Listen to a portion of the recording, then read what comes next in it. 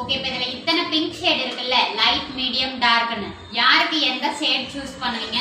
ஒரு fair டோனுக்கு use பண்ண போறீங்கன்னா லைட்டர் த ஷேட் போடணும். அதுவே ஒரு மீடியம் டஸ்கி டோனுக்கு யூஸ் பண்றீங்கன்னா ஒரு மீடியம் ஷேட் போடணும். டார்க்கர் டோன், டீப் டோன் அப்படின்னா இருக்கிறதுலே டார்க்கர் ஷேட் தான் போடணும். என்ன நீங்க ஞாபகம் வச்சுக்கணும்னா deeper the tone, darker the shade. ஈஸியா புரியணும்னா இப்போ நீங்க ஒரு நியூட் லிப்ஸ்டிக் எடுத்துட்டு போய் ஃபேர் டோனுக்கு போடுவீங்களா, டீப் டோனுக்கு போடுவீங்களா? ஃபேர் டோனுக்கு தான் போடுவோம்.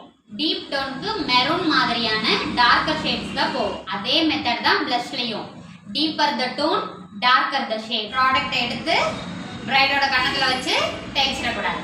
அப்படி பண்ணீங்கன்னா கோவை சரளா கண்ண மாதிரி இது என்ன ரோஸ் ஃபேஷனுங்கிற மாதிரி ஆயிடும். ப்ராடக்ட் எடுக்கிறீங்க, பவுடர் ப்ராடக்ட்ங்கிறனால நிறைய வரும். ஸோ ஒரு 2 தட்டு தட்டுனீங்கன்னா எக்ஸசிவ் ப்ராடக்ட் கீழே போயிடும். உங்க கையில பிக்மெண்ட் எந்த அளவுக்கு செட்டில் ஆகுதுங்கிறத பார்த்துட்டு அதுக்கப்புறமா பிரைடோட கண்ணத்துக்கு எடுத்துட்டு போங்க. பட்டும் படாம தான் பிளெண்ட் பண்ணணும். நீங்க நிறைய அப்ளை பண்ணிட்டீங்கன்னா நார்த் இந்தியன்ஸ் போடுற மாதிரி ஆயிடும்.